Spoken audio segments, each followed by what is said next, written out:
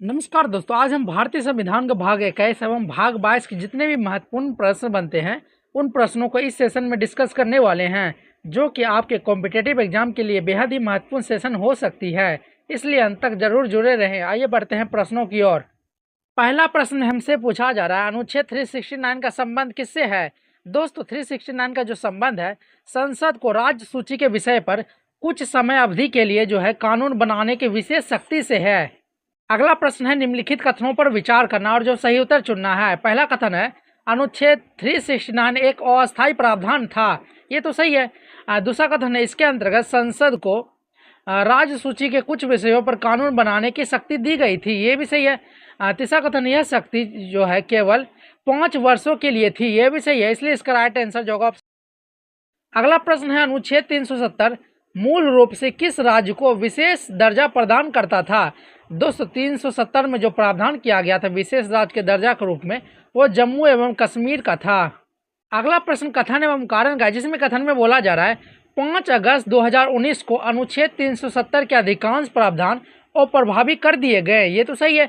इसका जो कारण है, इसके बाद जम्मू कश्मीर का पुनर्गठन कर 2 केंद्र शासित प्रदेश बनाए गए। ये भी सही है।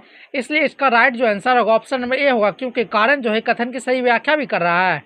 अगला प्रश्न है, जम्मू कश्मीर पुनर्गठन अधिनियम 2019 के अनुसार राज्यों को किन 2 केंद्र शासित प्रदेशों में विभाजित किया गया? दोस्तों, जम्मू कश्मीर पुनर्गठन अधिनियम के माध्यम से जम्मू कश्मीर को अलग कर दिया गया, लद्दाख को भी अलग कर दिया गया। इसलिए इसका right answer option number A होगा। अगला प्रश्न है, मैच द फॉलोइंग, जिसमें सूची 1 को सूची 2 से मिलाना है। अनुच्छेद 369 का जो संबंध है संसद की अस्थायी विशेष विधायी शक्ति से है। अनुच्छेद 370 का जो संबंध है जम्मू कश्मीर का विशेष प्रावधान से है।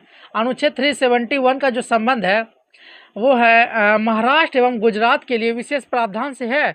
अनुच्छेद 368 का जो संबंध है संविधान संशोधन से है। इसलिए इसका राइट आंसर जो होगा ऑप्शन नंबर ए इसका राइट आंसर माना जाएगा। अगला प्रश्न है, अनुच्छेद 371 मुख्य रूप से किन राज्यों के लिए विशेष प्रावधान करता है?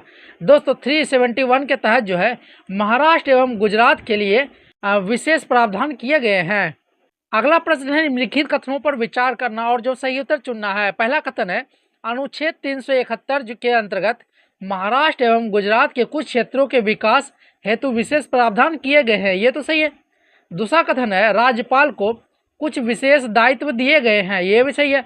तीसरा कथन है, इन प्रावधानों का उद्देश्य क्षेत्र संतुलित विकास सुनिश्चित करना है। ये भी सही है। इसलिए इसका right answer option number C होगा।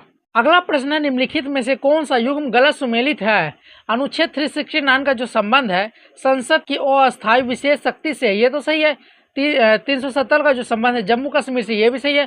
371 का जो संबंध है महाराष्ट्र एवं गुजरात से। ये भी सही है। 371 का संविधान संशोधन से नहीं, संविधान संशोधन के 368 हो जाएगा। इसलिए इसका right answer option number D माना जाएगा। अगला प्रश्न है, निम्नलिखित कथनों पर विचार करना और जो सही उत्तर चुनना है। पहला कथन है, अनुच्छेद 369 जो है अस्थायी प्रावधान था। ये तो सही है। दूसरा कथन है, अनुच्छेद 370 जम्मू एवं कश्मीर के विशेष प्रावधान से संबंधित था। ये भी सही है। तीसरा कथन, अनुच्छेद 371 महाराष्ट्र एवं गुजरात के लिए विशेष प्रावधान से करता है। ये भी सही है। चौथा जो कथन है, अनुच्छेद 368 संविधान संशोधन से संबंधित है। ये भी सही है। इसलिए इसका राइट आंसर जो होगा ऑप्शन नंबर डी इसका राइट आंसर माना जाएगा। अगला प्रश्न है, अनुच्छेद 371 किस राज्य के लिए विशेष प्रावधान करता है? दोस्तों, 371 के तहत जो है नागालैंड के लिए विशेष प्रावधान किया गया है।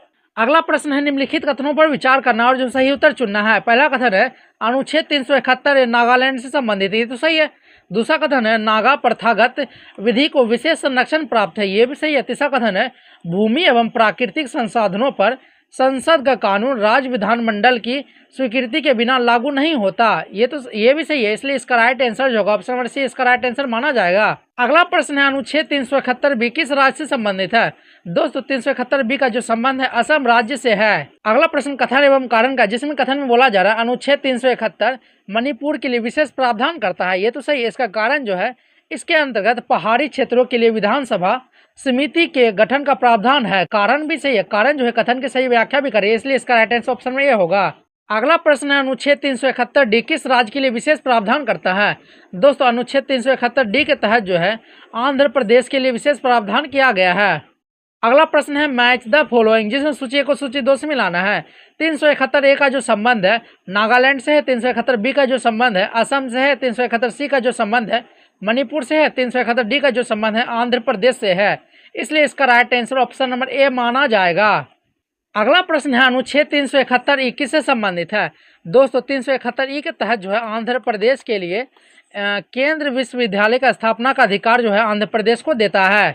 अगला प्रश्न है निम्नलिखित कथनों पर विचार करना और जो सही उत्तर चुनना है। पहला कथन है अनुच्छेद 371 ए नागालैंड से संबंधित है, ये तो सही है। दूसरा कथन है अनुच्छेद 371 भी असम से संबंधित है, ये भी सही है। 371 सी का संबंध जो है मणिपुर से है, ये भी सही है। चौथा कथन है अनुच्छेद 371 डी का जो संबंध है आंध्र प्रदेश से संबंधित है, ये भी सही है। इसलिए इसका right answer option number D माना जाएगा। अगला प्रश्न है निम्नलिखित में से कौन सा युग्म गलत सुमेलित है। 371 ए का जो संबंध है नागालैंड से, ये तो सही है। 371 बी का संबंध असम से, ये भी सही है। 371 सी मणिपुर से, ये भी सही है। 371 ई जो है सिक्किम से है, नहीं ये गलत हो जाएगा क्योंकि 371 ई जो है आंध्र प्रदेश में विश्वविद्यालय यानी कि केंद्रीय विश्वविद्यालय की स्थापना से है। इसलिए इसका right answer option number D होगा। अगला प्रश्न है निम्नलिखित कथनों पर विचार करना और जो सही उत्तर चुनना है। पहला कथन है अनुच्छेद 371 है नागालैंड के लिए विशेष प्रावधान करता है, ये तो सही है। 371 भी असम से संबंधित, ये भी सही है। 371 सी मणिपुर से संबंधित, ये भी सही है। 371 डी जो है आंध्र प्रदेश में समान अवसर सुनिश्चित करने से संबंधित है, ये भी सही है। इसलिए इसका राइट जो आंसर होगा ऑप्शन नंबर डी इसका राइट आंसर माना जाएगा। अगला प्रश्न है अनुच्छेद 371 ऐप जो है किस राज्य के विशेष प्रावधान करता है। दोस्तों अनुच्छेद 371 के ऐप के तहत जो है सिक्किम राज्य के लिए विशेष प्रावधान किया गया है। अगला प्रश्न है निम्नलिखित कथनों पर विचार करना और जो सही उत्तर चुनना है। पहला कथन है अनुच्छेद 371 ऐप सिक्किम से संबंधित है, ये तो सही है। दूसरा कथन है सिक्किम विधानसभा की संरचना के संबंध में विशेष प्रावधान किए गए हैं, ये भी सही है। यानी कि 371 ऐप के तहत जो है सिक्किम के विधानसभा की संरचना के संबंध में विशेष प्रावधान किए गए हैं। तीसरा कथन है जो है सिक्किम के पूर्व प्रचलित कानूनों की निरंतरता भी प्रावधानित की गई है, ये भी सही है। इसलिए इसका राइट जो आंसर होगा ऑप्शन नंबर सी इसका राइट आंसर माना जाएगा। अगला प्रश्न अनुच्छेद 371 जी किस राज्य से संबंधित है। दोस्तों इसका जो संबंध है मिजोरम राज्य से है। अगला प्रश्न कथन एवं कारण का है, जिसमें कथन में बोला जा रहा है अनुच्छेद 371 जी के अंतर्गत मिजोरम की धार्मिक एवं सामाजिक प्रथाओं को विशेष संरक्षण प्राप्त है, ये तो सही है। इसका कारण जो है संसद के ऐसे कानून जो इन विषयों से संबंधित हो राज्य विधानसभा की स्वीकृति के बिना लागू नहीं होते, ये भी सही है। इसलिए इसका राइट आंसर जो होगा ऑप्शन नंबर ए होगा क्योंकि कारण जो है कथन की सही व्याख्या कर रहा है। अगला प्रश्न अनुच्छेद 371 एच किस राज्य के लिए विशेष प्रावधान करता है। दोस्तों 371 एच के तहत जो है अरुणाचल प्रदेश के लिए विशेष प्रावधान किया गया है। अगला प्रश्न है मैच द फॉलोइंग, जिसमें सूची ए को सूची 2 से मिलाना है। 371 ऐप का जो संबंध है सिक्किम से है। 371 जी का जो संबंध है मिजोरम से है। 371 एच का जो संबंध है अरुणाचल प्रदेश से है। 371 आई का जो संबंध है गोवा राज्य से है। इसलिए इसका राइट आंसर जो होगा ऑप्शन नंबर ए इसका राइट आंसर माना जाएगा। अगला प्रश्न है अनुच्छेद 371 आई किस राज्य से संबंधित है। दोस्तों 371 आई का जो संबंध है गोवा राज्य से है। अगला प्रश्न निम्नलिखित कथनों पर विचार करना और सही उत्तर चुनना है। पहला कथन है अनुच्छेद 371 जे कर्नाटक के कुछ क्षेत्रों के विकास से संबंधित है, ये तो सही है। दूसरा कथन है यह विशेष रूप से हैदराबाद कर्नाटक अब जो है अब इसका नाम जो है क्षेत्र का नाम जो है कल्याण कर्नाटक यानी कि कल्याण कर्नाटक क्षेत्र के विकास के लिए जोड़ा गया, ये भी सही है। तीसरा जो कथन है इसे 98वें संविधान संशोधन अधिनियम 2012 द्वारा जोड़ा गया, ये भी सही है। इसलिए इसका राइट आंसर जो होगा ऑप्शन नंबर सी होगा। अगला प्रश्न है निम्नलिखित में से कौन सा युग्म गलत सुमेलित है। 371 ऐप का जो संबंध है सिक्किम से, ये तो सही है। 371 जी का जो संबंध है मिजोरम से, ये भी सही है। 371 एच का संबंध गोवा से है, नहीं गोवा से तो था 371 आई का संबंध, इसलिए इसका right answer option number C होगा। अगला प्रश्न है निम्नलिखित कथनों पर विचार करना और जो सही उत्तर चुनना है। पहला कथन है अनुच्छेद 371 एफ जो है सिक्किम के लिए विशेष प्रावधान करता है, ये तो सही है।